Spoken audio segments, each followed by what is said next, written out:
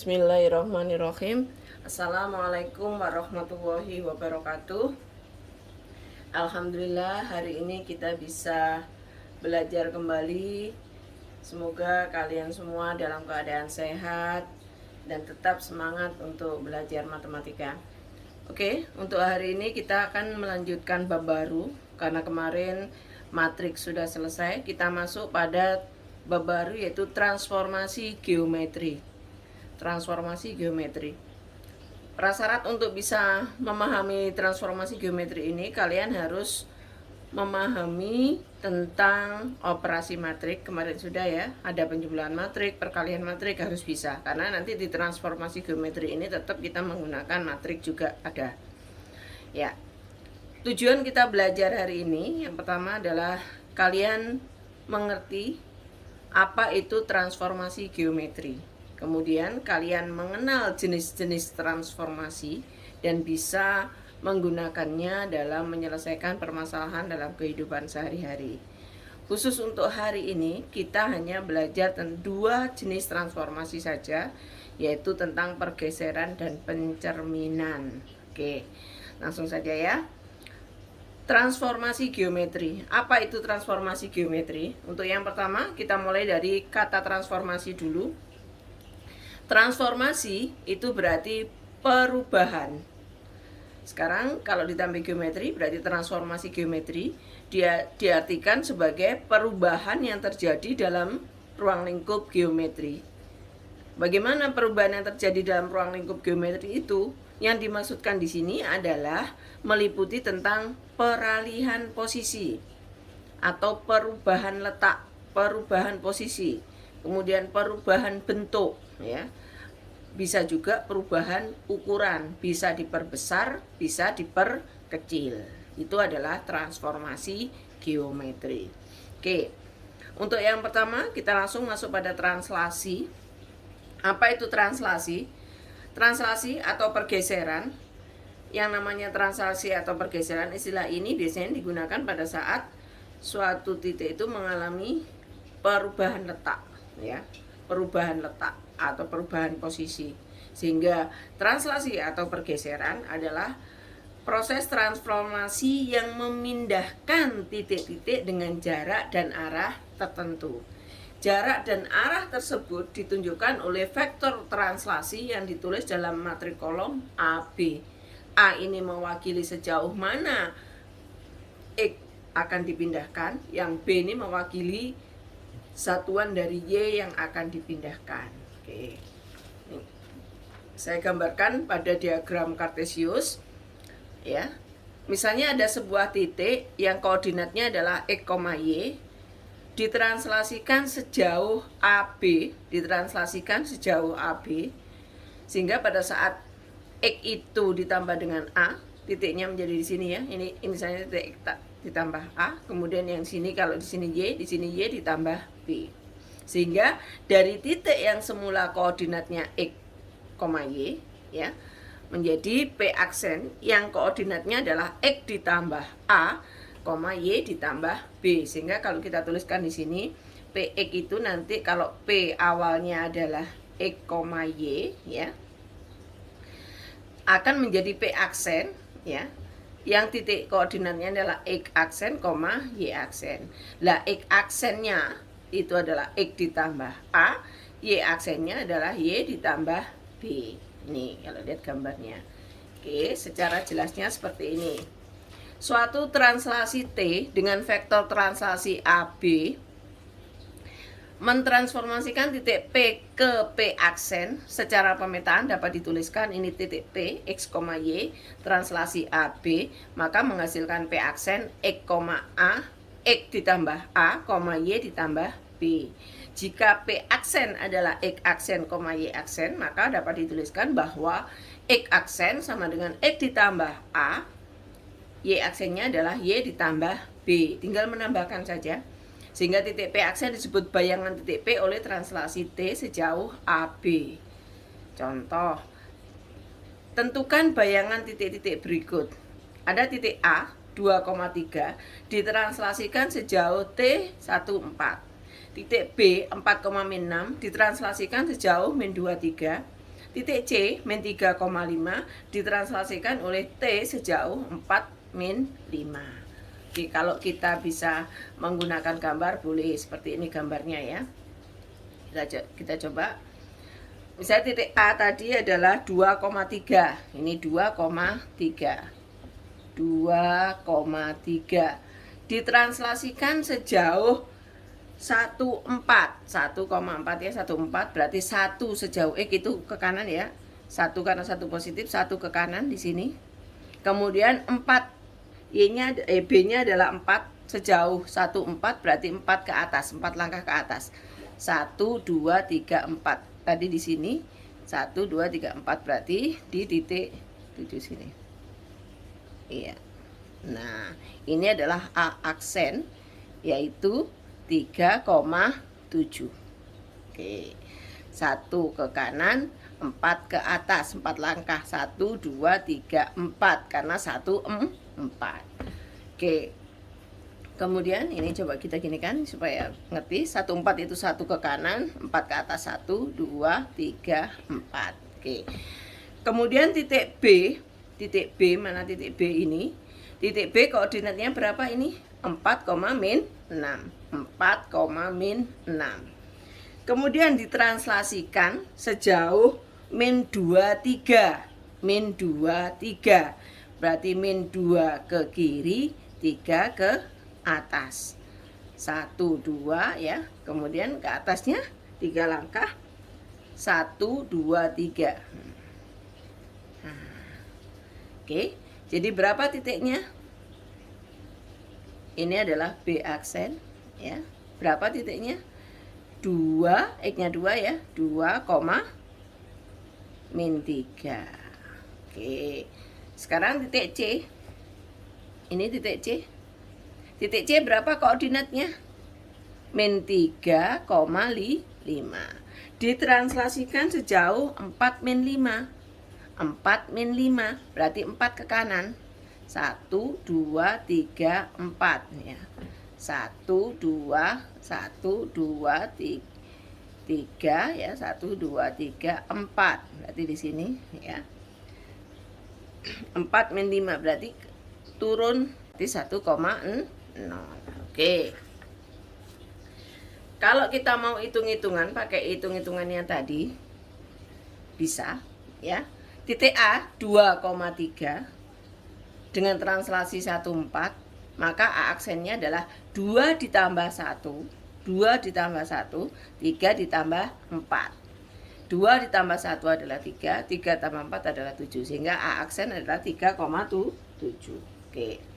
Kemudian yang ini adalah titik B 4, min 6 oleh translasi min 2, 3, sehingga X aksennya adalah X ditambah A, Y aksennya Y ditambah B, X ditambah A adalah 4 ya, X-nya ya, tambah A-nya min 2. 4 tambah min 2, 2.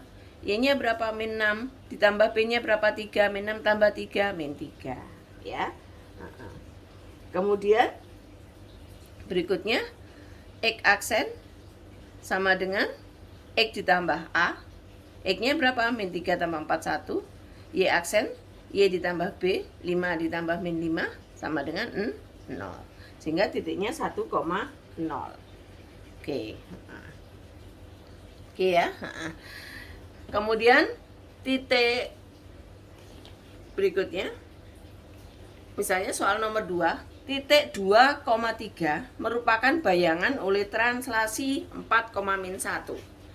Titik 2,3 merupakan bayangan oleh translasi 4, min 1. Maka titik asalnya adalah kita disuruh mencari titik asal. Ini adalah titik bayangan. Sehingga rumusnya X aksen, kalau bayangan X aksen sama dengan X ditambah A. Karena bayangannya adalah 2, X-nya berarti masukkan 2. Terus X yang asal, kada tahu kita tulis saja X ditambah A, A-nya adalah 4. Karena ini AB, yang 4 adalah A, B-nya min 1. Sehingga kalau kita sudah seperti ini, min 4-nya pindah ke ruas kiri, 2 dikurangi 4 min 2, X. Berarti X-nya adalah min 2. Begitu juga untuk mencari Y, kita kembali ke rumus asal, yaitu Y aksen sama dengan Y ditambah B. Karena Y aksen ini adalah bayangan sama dengan 3, 3 sama dengan Y ditambah B-nya adalah min 1. Min 1. Min 1 pindah ke ruas kiri, 3 ditambah 1 adalah 4. Sehingga titiknya adalah Y sama dengan 4. Karena ini namanya koordinat, titik asal adalah X, Y. X-nya adalah min 2, Y-nya adalah 4, sehingga titiknya min 2,4. Oke. Berikutnya adalah refleksi. Apa itu refleksi? Refleksi adalah pencerminan, ya. Pencerminan. Kita mulai dari pencerminan ya. Yang kedua adalah refleksi, pencerminan terhadap sumbu X, ya. Nanti ada pencerminan terhadap sumbu Y, terhadap garis dan seterusnya. Kita mulai dari pencerminan. Apa itu pencerminan? Pencerminan itu ya kita menggunakan sifat dari cermin. Sifat dari cermin. Kalau di sini adalah titik asal A, maka bayangannya adalah di sini A aksen. Jadi jarak antara A dengan cerminnya, ya, itu harus sama dengan cermin dengan bayangan. Ini harus sama. Nah, sama. Begitu juga jika titik B di sini, ya, sejauh ini titik B-nya, maka B aksennya sejauh ini. B ke cermin, ini misalnya sumbu Y-nya sebagai cermin, ini B, ini cermin, maka jarak antara cermin dan bayangan harus sama. Begitu juga ini, titik C, bayangannya adalah di sini karena jarak antara C ke cermin harus sama dengan cermin ke bayangan. Nah, seperti ini, harus sama, oke? Nah, sekarang kita mulai pada refleksi terhadap sumbu X, atau dinotasikan dengan MX. MX itu refleksi atau pencerminan terhadap sumbu X. Begini caranya. Kita gambarkan diagram kartesius, ada sumbu X dan sumbu Y. Sumbu X sebagai cermin. Sumbu X itu sumbu yang mendatar ini sebagai cermin. Jadi kalau ada titik A di sini, maka bayangannya ada di bawah. Kalau ada titik B di atas begini, maka bayangannya ada di bawah. Sedangkan kalau ada titik C di bawah, maka bayangannya di atas. Iya Pak ya? Iya. Bayangannya nanti harus di atas. Kita mulai dari titik A. Titik A koordinatnya adalah 2,1. Nah, jaraknya seini. Ya, dengan cerminnya, ini cermin, sumbu X adalah cermin. Jaraknya segini, maka jarak ini harus sama dengan jarak ini, ya. Nah, jadi A ke cermin harus sama dengan cermin ke bayangan atau A aksen. Sehingga disinilah titik A aksennya. Kalau kita lihat koordinatnya adalah 2,-1. Kalau titik A semula 2,1, bayangannya adalah 2,-1. Sekarang kalau titik B. Titik B di sini koordinatnya adalah -3,2. -3,2. Kalau di atas begini berarti bayangannya ada di bawah. Di bawah di sini. Berarti titiknya berapa ini? -3,-2. Iya, -3,-2. Sekarang titik C di sini, maka bayangannya di mana? Di atas. Karena ini sebagai cermin, maka jaraknya antara C ke cermin harus sama dengan cermin ke bayangan. Di sini adalah titik C. Titik C, berapa koordinatnya? Berapa koordinatnya? -2,3. Yang semula di sini berapa? -2,-3 menjadi -2,3. Oke. Kita coba tuliskan di sini ya. Kalau titik A tadi 2,1 dicerminkan terhadap sumbu X menjadi A aksen, titiknya adalah 2,-1. Titik B -3,2 dicerminkan terhadap sumbu X menjadi B aksen, bayangannya adalah B aksen, maka titiknya adalah -3,-2. Titik C yang semula -2,-3 dicerminkan terhadap sumbu X menjadi C aksen, bayangannya adalah -2,3. Sekarang kalau ada P yang koordinatnya X, Y dicerminkan terhadap MX terhadap sumbu X, maka bayangannya adalah P aksen, ya, P aksen. Apa yang terjadi di sini? Kita amati satu persatu. Yang semula 2,1 menjadi 2,-1, -3,2 menjadi -3,-2, -2,-3 menjadi -2,3. Apa yang terjadi? Iya. Yang berubah adalah titik Y, yang Y-nya ya, yang berubah adalah Y-nya. Yang semula 1 menjadi min 1, 2 menjadi min 2, min 3 menjadi 3. Sehingga kalau ada X, Y adalah X, min Y. X, min Y. Sehingga kalau ada titik Q 3,7 terhadap sumbu X, kita dicerminkan terhadap sumbu X, bayangan titik Q terhadap sumbu X adalah apa? Q aksen yang titiknya adalah 3, min 7. Yang berubah adalah ordinatnya, absis, ordinat kan ya. Yang berubah adalah Y-nya di sini ya, semula 7 menjadi min 7. Nomor 2, bayangan titik R min 3, min 6 terhadap sumbu X. Apa yang berubah nanti? Tetap yang Y-nya ya. Sehingga R aksen atau bayangannya adalah min 3,6. Yang semula min 6 menjadi 6. Yang semula 7 menjadi min 7. Oke. Itu refleksi terhadap sumbu X. Sekarang kita lanjutkan refleksi terhadap sumbu Y. Ya.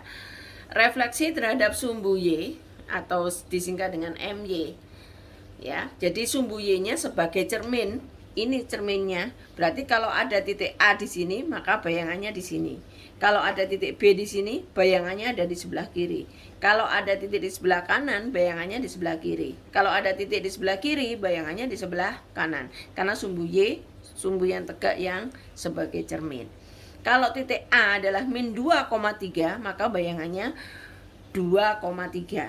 Kalau titik B min 4,1, ini min 4,1 ya, maka bayangannya 4,1. Kalau titik C 3, min 2, maka bayangannya ada di sebelah kiri min 3, min 2. Ya, min 2,3 menjadi 23. 4,1 menjadi min 4,1. 3, min 2 menjadi min 3, min 2. Sehingga kalau ada titik P yang koordinatnya X, Y dicerminkan terhadap sumbu Y, maka yang terjadi adalah P aksen menjadi apa?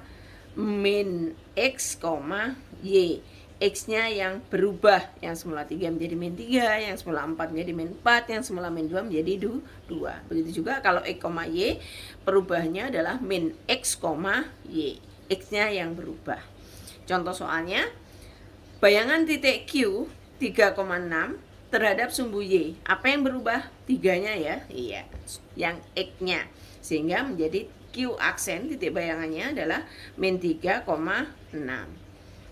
Bayangan titik R min 1,5 terhadap sumbu Y adalah R aksen, yaitu 1,5.